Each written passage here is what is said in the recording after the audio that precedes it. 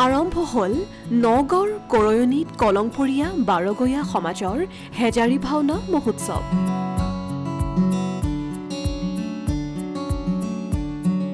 চাৰিদিনীয়া কাৰ্যসূচীৰে আৰম্ভ কলংপৰীয়া হেজাৰী ভাওনা উৎসৱ।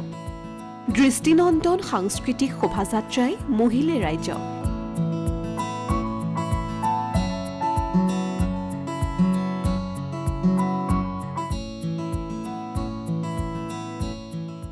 উপস্থিত থাকে বিধায়ক ৰূপক শৰ্মা, অসমীয়া প্ৰতিদিন কাকতৰ সহযোগী সম্পাদক প্ৰকাশ মহন্ত, বিশিষ্ট সমাজকৰ্মী সুৰেশ বৰা।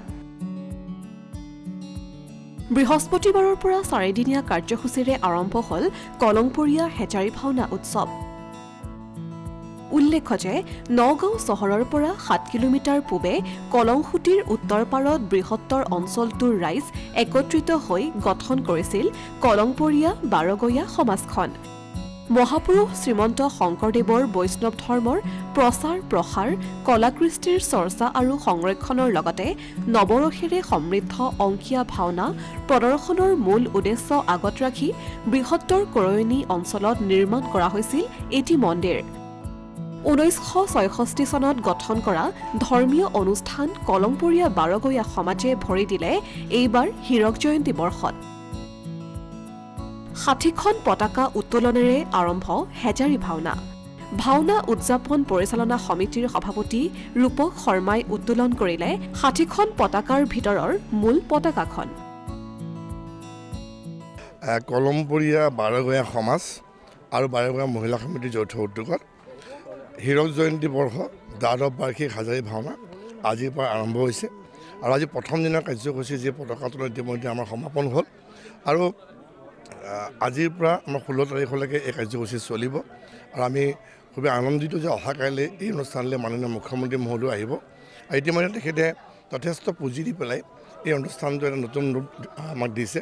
গতিকে এই যিটো অনুষ্ঠানটো 1966 চনতে ইয়াৰ প্ৰতিষ্ঠা হোৱা, অকল ইয়াত 16খন গাঁৱেই নহয়, ওচৰ চুবুৰীয়া বহুকেইখন গাঁও এই অনুষ্ঠানৰ লগত জড়িত হৈ আছে আৰু আমি আশা কৰিছোঁ যে এই চাৰিদিনীয়া কাৰ্যসূচী সুন্দৰকৈ ৰূপায়িত হ'ব।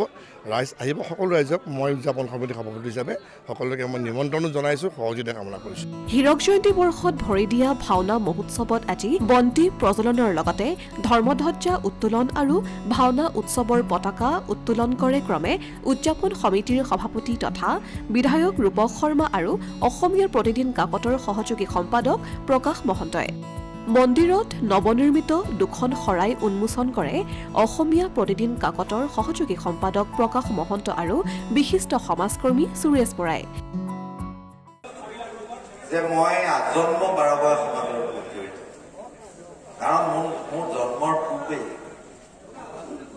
প্ৰয়াত মোৰ পিতামহ ধৰ্মৰত্ন প্ৰমোদ চন্দ্ৰ গোস্বামী হেঙুলি চুকৰ নামঘৰত বহি বাৰগয়া ভাওনা পতাৰ সন্দৰ্ভত থকা বহু আলোচনা উপস্থিত আছিল।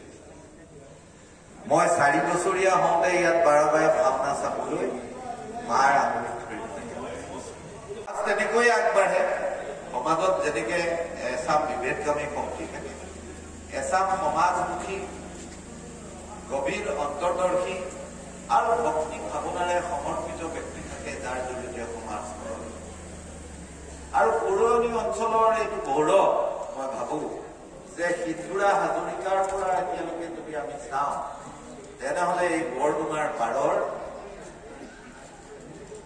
একতাৰে সমৰ্পিত ভাৱনা লৈ সংগঠিত হোৱা এই মানুহখিনি পিঢ়িৰ পিছত পিঢ়ি লৈ ইয়াত সংযুক্ত হৈ থাকিব পাৰিছে এই বাৰগয়া মন্দিৰ ভাগৰ জৰিয়তে।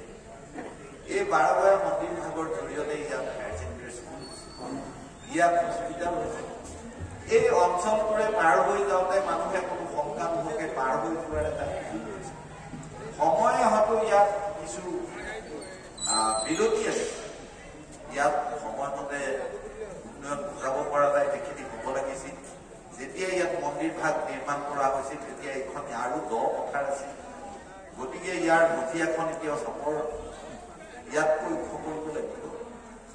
ইফালে হীৰক জয়ন্তী বৰ্ষ উপলক্ষে অঞ্চলটোৰ স্থানীয় আৰু আমন্ত্ৰিত ব্যক্তিসকলৰ দ্বাৰা 60খন পতাকা উত্তোলন কৰা হয়।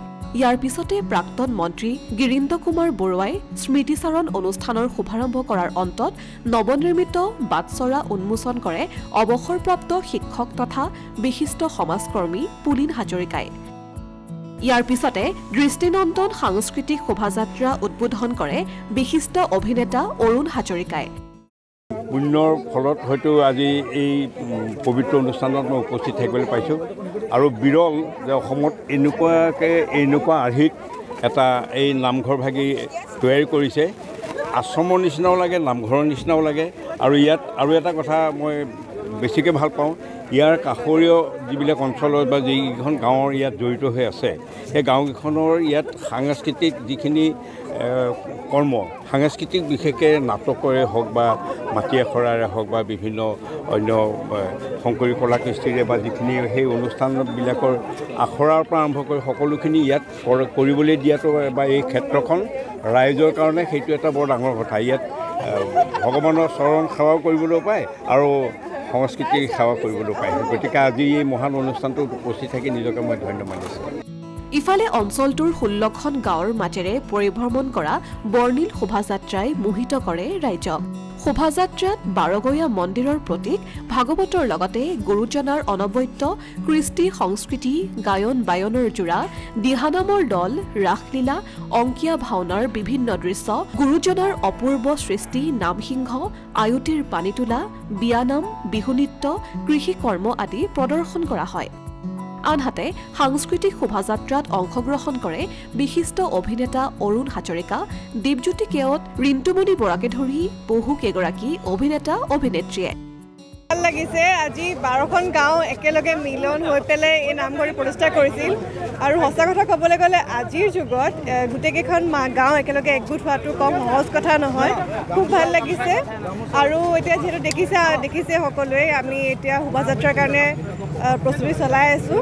খুব ভাল লাগিছে আৰু আয়োজন খুব ধুনীয়াকৈ কৰিছে সকলো ৰাইজে, আইতা, ককা, বৌ, দাদা সকলোৱে মিলি পেলাই খুব ধুনীয়াকৈ কৰিছে আৰু 3দিনীয়া কাৰ্যসূচী চলিছে।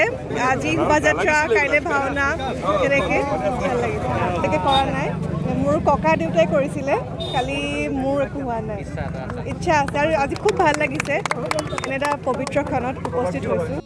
জানিব পৰা মতে শুকুৰবাৰে অনুষ্ঠিত হ'বলগীয়া মুকলি সভাত উপস্থিত থাকিব মুখ্যমন্ত্ৰী ডক্টৰ হিমন্ত বিশ্ব শৰ্মাকে ধৰি বহু কেইগৰাকী বিশিষ্ট অতিথি।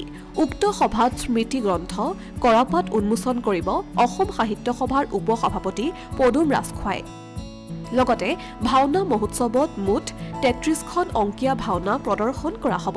ইতিমধ্যে ভাওনা মহোৎসৱক লৈ অঞ্চলটোৰ লগতে জিলাখনত এক উৎসৱমুখৰ পৰিৱেশৰ সৃষ্টি হৈছে। অসমীয়া প্ৰতিদিন ডিজিটেল সংবাদ, নগাঁও।